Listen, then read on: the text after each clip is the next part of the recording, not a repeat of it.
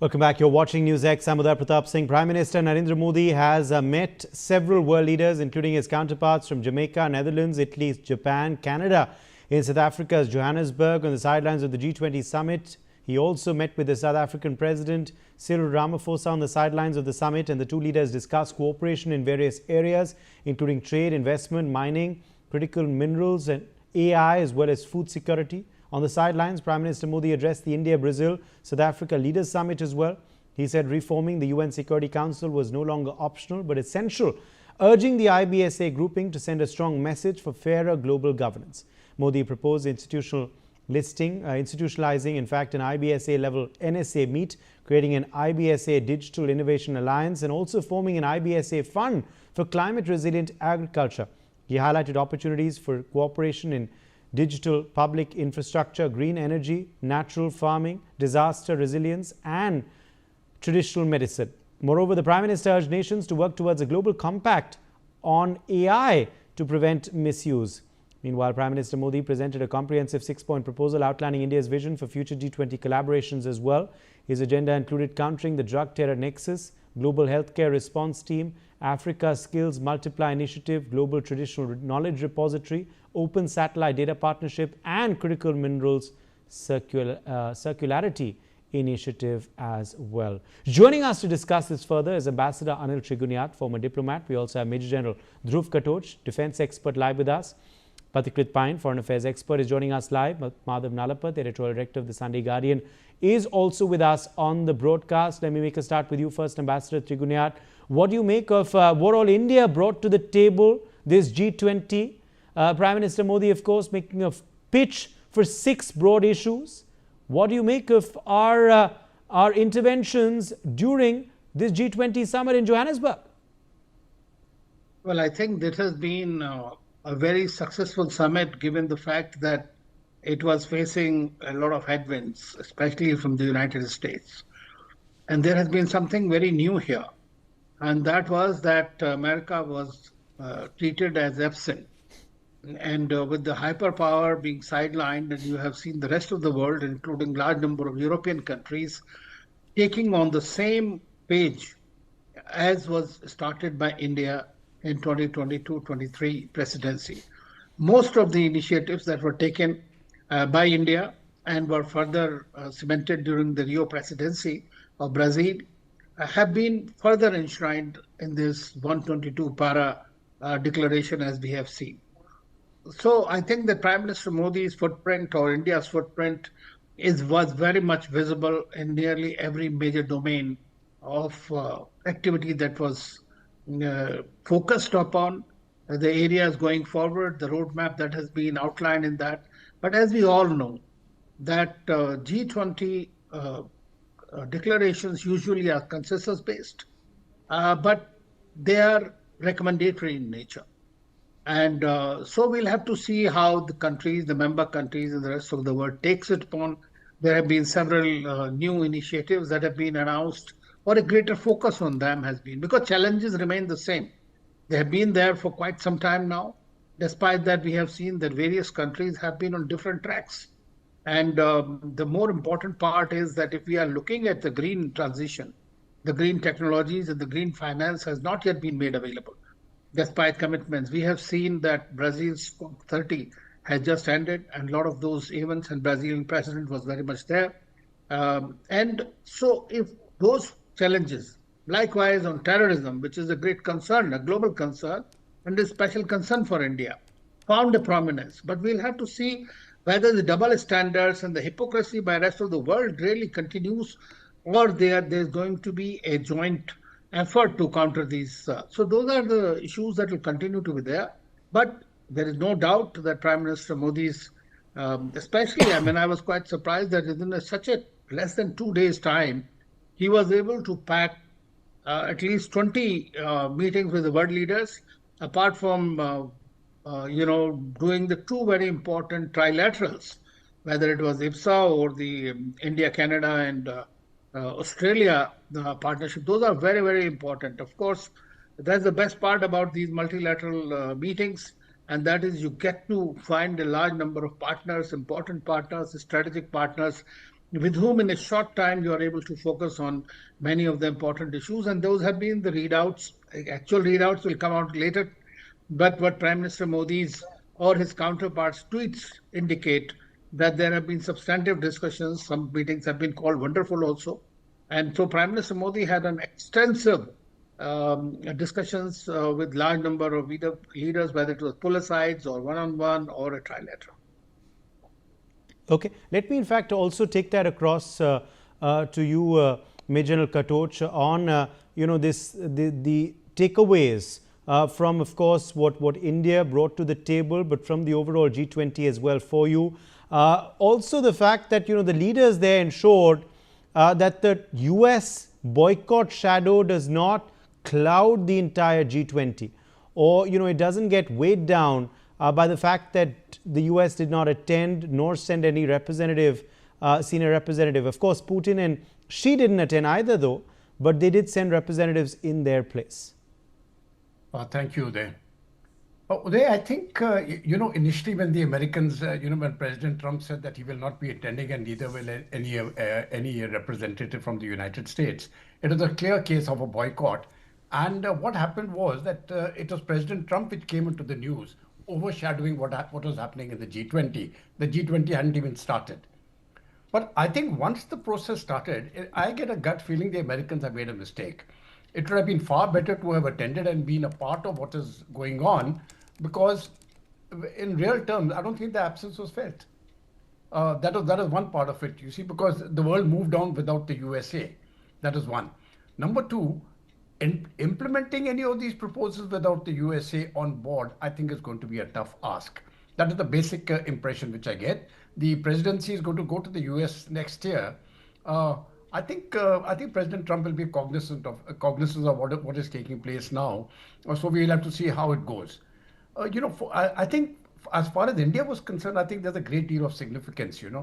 We had started certain outcomes as very clearly brought out by Ambassador Trilateral in our 2023 the summit which was held in New Delhi and in many parts of India also, and what all we were actually trying to, which we had actually put into the summit in the meetings in 2023, we saw those outcomes coming out now also. And I think that is very, very important, because in the final leaders declaration, we had talked about, in this time, they talked about the digital public infrastructure, women-led development, lifestyles for sustainable development, things like that, food security, etc., traditional medicines also.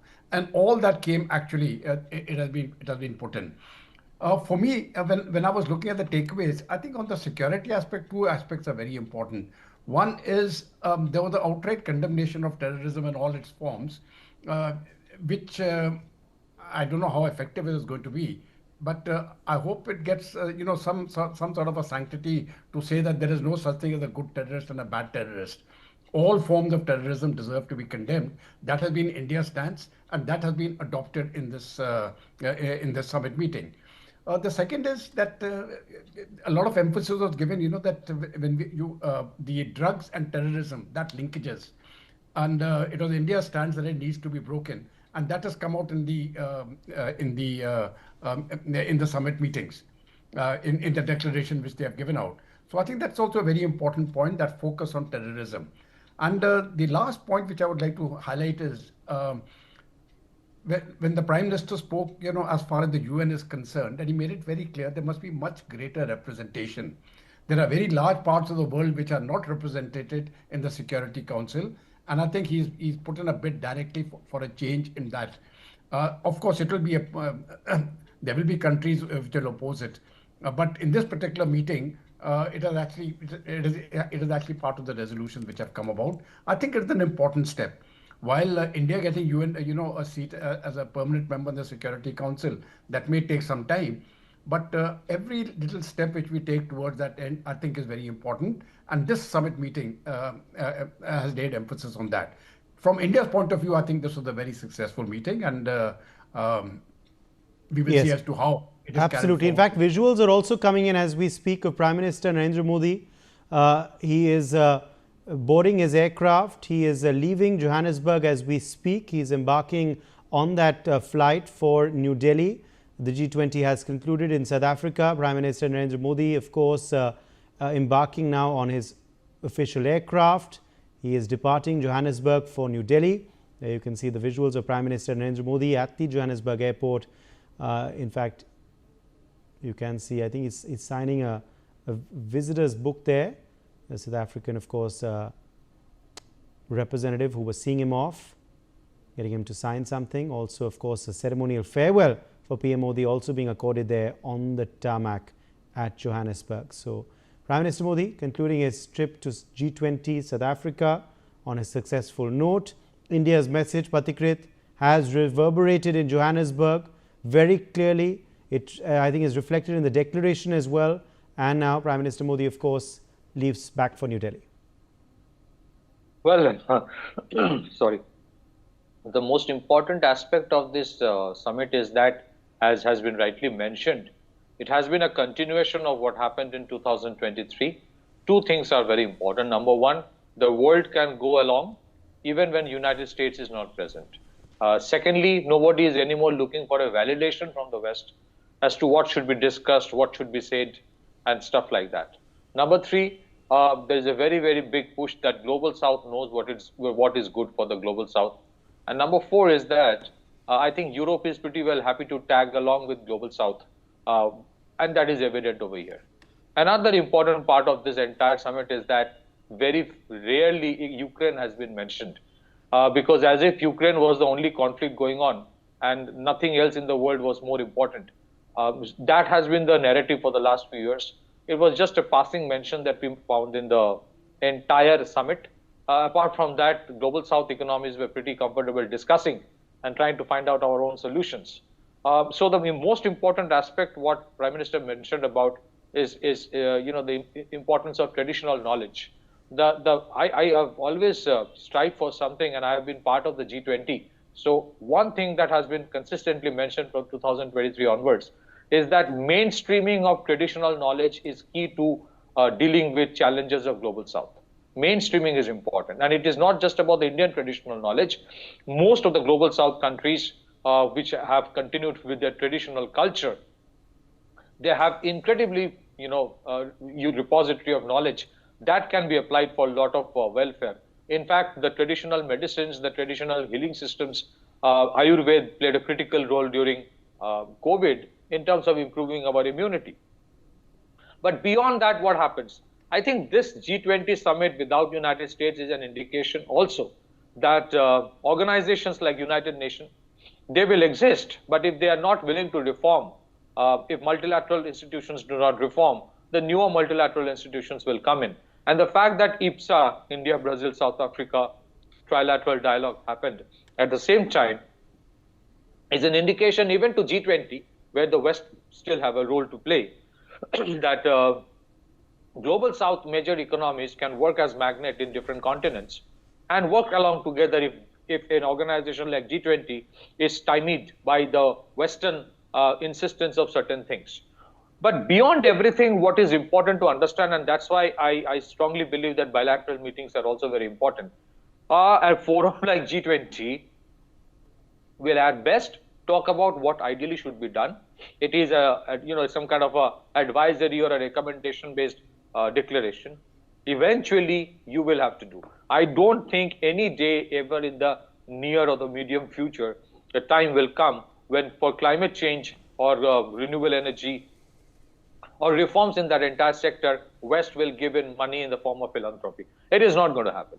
I don't think a day would ever come when United States or the West will be willing to define terrorism and do the needful. It will not happen. So I think the world is moving towards a direction where the Global South, even while being part of these multilateral forums, minus the UN, and US at times, will decide what is good for them. And it's not that they are trying to be anti-West. They are at times just trying to be non-Western because they don't anymore expect the West to solve their problems. And I think that's fair enough. But I think this G20, what happened this time, is a pivotal transformation because it proves from 2022, look at what has happened. 2022 onwards, Indonesia, India, Brazil, and South Africa, 4 countries of Global South had G20 summits.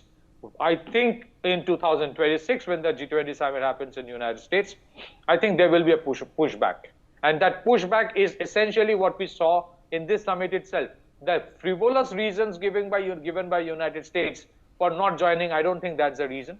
I think they have a problem with organizations like BRICS getting much more prominence. I think they have a problem the way G20 is pushing forward the narrative and the declarations and the intent of global south and developing economies. And in many cases, such economies do not agree to what the West is saying so far as the Ukraine-Russia war is concerned. So I don't think the smoothness with which what happened here this time will be so in case of 2026. There will be a time when a clash would come between the West and the global South, because the West has been far more comfortable with the Bretton Woods system that has continued since 1945 to suit their purpose. There is a tectonic shift happening. It is evident in this summit and the previous few summits. I think global South is important today. Europe realizes this, but somewhere some kind of resistance would be visible next time in 2026. Okay. Let me get in Madhav Nalapath in at this point as well. Professor Nalapath, on, of course, what stood out for you at the G20 summit, what you made of India's message that Prime Minister Modi brought onto the table, and how this G20 summit has gone off on a pretty successful note despite that boycott shadow of the US. Well, I'd like to point out, Uday, that the boycott, frankly, showed very clearly that the centrality of the US, the centrality of the Americans in the global system is now absent. Because had that been the case, I think President Trump believed that would be the case, and the entire summit would be drained of its significance. The fact of the matter is nothing happened. It's a highly successful summit. An agreed statement was brought out. Very, very important points were brought out, including several of the points made by Prime Minister Narendra Modi. I think it was a welcome move on the part of the Prime Minister to attend this summit, even though President Trump boycotted it. And in fact, only a very junior official was there to basically take notes of what is happening, but not to participate in any talks. Well, I think the US has been the loser in all that. But I think, otherwise, frankly, the rest of the panelists have covered a lot. But I'd like to point out that, for example, you have Sanai Takachi, the new Prime Minister of Japan, the new Iron Lady of Japan. And Prime Minister also met Giorgia Meloni, a very strong leader in Italy. And the Prime Minister met South Korean leader, again, a very strong country where technology is concerned, just like Japan, if you ask me. And may I say that the presence of these leaders, the presence of all the achievements that their countries have done, indicates that what Pathik said is very right. The center of gravity is moving away from the West. It's moving towards I would not say the East, but towards Asia, and also towards South America and Africa. A lot of technology is being developed in these locations. And where they're not developed in these locations, they are being developed by South Asian, Southern Asian talent, notably talent from India. The US is a loser if it blocks this kind of talent from coming to the US. Other countries will grab it. Such as Germany, for example, already spread the welcome mat for Indian techies who have got a problem in entering the United States. So the reality of the situation is Prime Minister Modi going there demonstrates India's commitment to a better world order, demonstrates India's commitment to peace and tranquility, demonstrates India's commitment towards working seamlessly with other countries to help create this kind of global order, to help create a better world. I think by Vasudhaiva Kutumbakam, the meaning of Vasudhaiva Kutumbakam is everybody grows together, everybody benefits together. That if you work together, you will all benefit faster than if you keep fighting each other. I think that is the central message of Prime Minister Modi, and that message is again emphasized by him in very many ways in the G20 summit, not only in the key bilaterals he had, but also in his very, very scientific and precise speech that he made at the G20 summit, Uday. Yes, so let me go back across to Ambassador Tigranat. Also, the fact that Prime Minister Modi made the most of his time in South Africa has also come to the fore with several other key meetings. The announce of that partnership for technology between, the heads of state, of course, of India and Canada and Australia. Also, the IBSA meeting, India, Brazil, South Africa, agreeing to form these joint committees to strengthen their association, their cooperation, apart from other, of course, single bilaterals as well. It has been a very productive time as far as our diplomatic and foreign policy strengthening has been as well, isn't it, Ambassador Tigranat? Indeed, I think he must have been the only leader who has done so many meetings. And even this trilateral, many people were not aware outside of the government that this would be launched between India, Australia, and Canada. And you know that until a few months ago, we have had a very difficult relationship with Canada. So it has been completely turned around, and that is very important. Similarly, for the IBSA, which has happened after 11 years, which shows that we are picking up a very important grouping once again at the summit level. The fact is that all the three countries, South Africa, India, and Brazil, have been chosen for a special affection by President Trump. And so therefore, there was a lot to discuss among them and to strategize. And all three are strong leaders. As Prime Minister said, that these are the three democracies from three continents and three large economies. So that's very important. I think that one more thing that Prime Minister would have done and has probably done and come out in some of the statements is that India is going to host the AI Summit, Impact Summit next year in 2026. And he has invited most of the world leaders to come for that. So that's going to be a very big deal in that sense. Apart from the IBSA, I would like to say that one of the meetings that I personally feel would have been very important is the meeting with the president of Angola, who is also the chairman of the African Union right now. As you know, for the last 10 years, we have not been able to host the India-Africa Forum Summit. And now that particular summit is scheduled to be held in India sometime in 2026. So I think that was an important discussion that would have perhaps been done. Of course, key initiative, bilateral relationships with many countries. Several of them are strategic partners, like with France, with Germany, with Netherlands, with Italian Prime Minister. She's very keen on India. And the British, for that matter. So the Europeans, as far as they are concerned, Prime Minister had meeting with everybody. And even in Africa, because we are seeing now there is once again a resurgence of Indian interest towards Africa. In the beginning, in the first term of Prime Minister Modi, as you know, that he not only visited himself several countries, presidents, vice president, ministers, everybody rushed to basically reduce the deficit of visits that we had with Africa in the past 75 years. But in between, again, there was a little bit of a let-up. But we see now our president had recently been to 3 countries, and there has been continuing meetings. So Prime Minister met with the president even of Sierra Leone, Ethiopia, Egypt, several others. So I think that it is very important from our perspective that we continue to remain invested in Africa. And that is why Prime Minister Modi, being the senior most leader, because neither Putin nor Trump nor Xi Jinping participated, and so he was a central piece, a central point of this summit, I would say, along with the South African leader.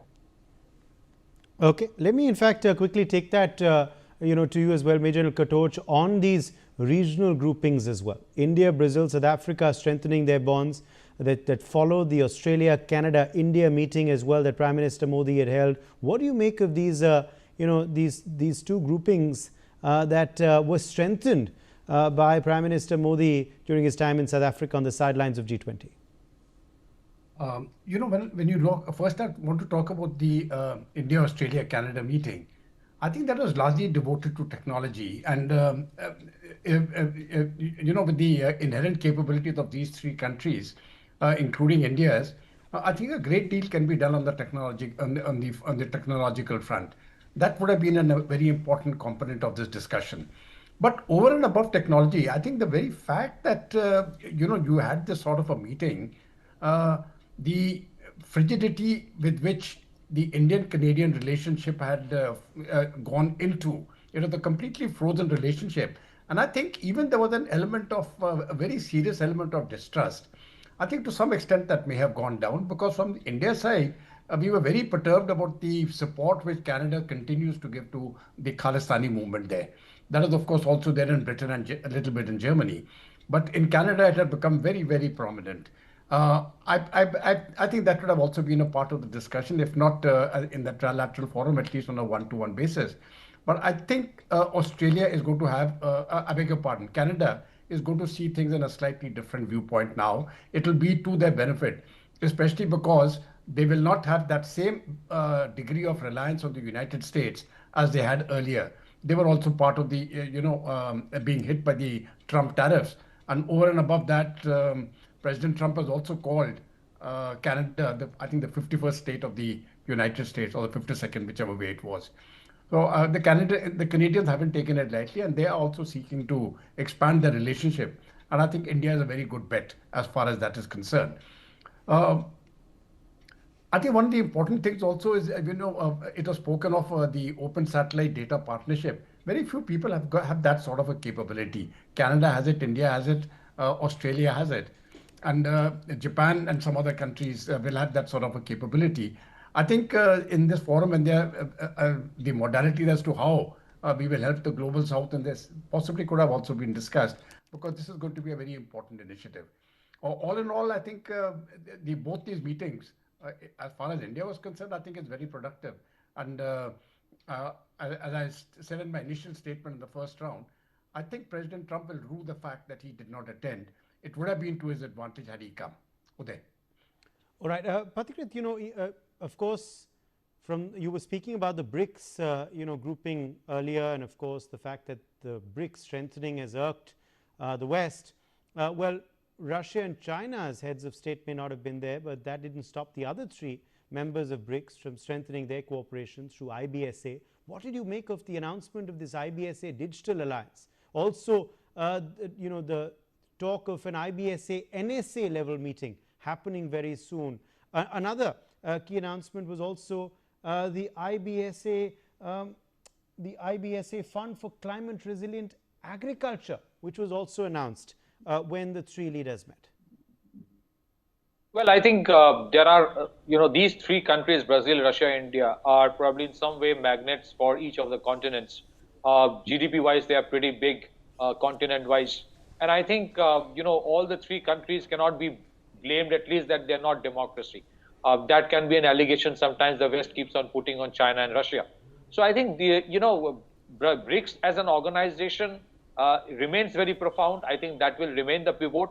It is not that IBSA will in any way confront or be have a mutually exclusive relation with BRICS. It's not that if BRICS exists, the other one will not exist. So I think they will complement each other. And I think in case of digital arena, I think it's not that India is looking for any kind of support from Brazil or South Africa. It's the other way around. The kind of digital revolution that has happened in India, the kind of template India has created in terms of digital governance, the direct benefit transfer, or the Jan Dhan Aadhaar mobile Jam Trinity, I think there is a huge amount of convergence between these three countries in terms of sharing, experiences, good governance templates, and technology. One critical aspect of what is happening is this, that if you look at this as an indication, yes, global South economies are no more looking for investments or not only looking for investment from the West. They will invest in each other's economy. They are looking for supporting each other. This is pure South-South cooperation. Yes. And it will actually be a complement to BRICS. Okay. And I'll leave the last word to you, Professor Nalapat. It's interesting, you were talking about India-Canada ties being reset as well. I think we're seeing Prime Minister Modi has put out a statement on his meeting with the Canadian Prime Minister, and of course where India-Canada ties are going to head. PM Modi has, I think, put out a short tweet on that, if I'm not mistaken. I can see that news breaking on our screens as we speak. But yes, Professor Nalapat, last word to you on where this goes forward. Look, the fact of the matter is several key decisions can be taken only at the top. And Prime Minister Modi is at the very top of the Indian government. And the people he has met are also at the very top of their respective governments.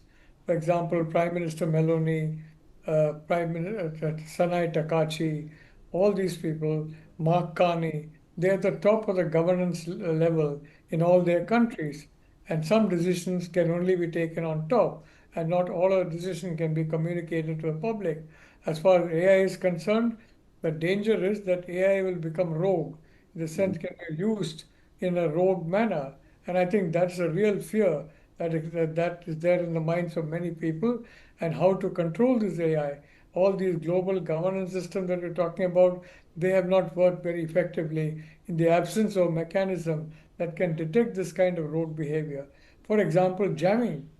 You enter the remote computers, and then you create all kinds of problems there. Sometimes, for example, in the case of AI powered computer systems, whoever is accessing that will then have the control, and not the individual behind the steering wheel. It's quite scary. So the question is robust mechanisms for finding out what is happening and for dealing with the perpetrators and not forgiving the perpetrators. Yes, you can say terrorism has no boundaries, but the fact is that terrorism is like, frankly, an infectious disease. If it comes in one part of the body, it can come to another part. And if it comes to another part or one part, it can go to other people. So terrorism is an infection that should be checked immediately, and that should be completely eradicated for sake of preventing infection, not only in the country where the terrorism infection is there, but in countries outside where a terrorism infection can spread. So those who spread that infection will themselves fall a victim to it. And we're seeing that happen in the case of some countries that are, in terms of geography, close to India. So I'd like to say overall a great summit. Okay. The Prime Minister can be very happy. Okay. And I think this centrality of India in global governance has also become very clear during the G20 summit. It was clear in 2023 when we hosted the G20, and now it has become even more clear in 2025. Thank you, Uday. And very fitting given the fact that it was India that did include Africa into the G20 in the first place as well in 2023. My thanks to all of our guests for joining us on this discussion. It's time for a very short break. Much more coming up on the other side.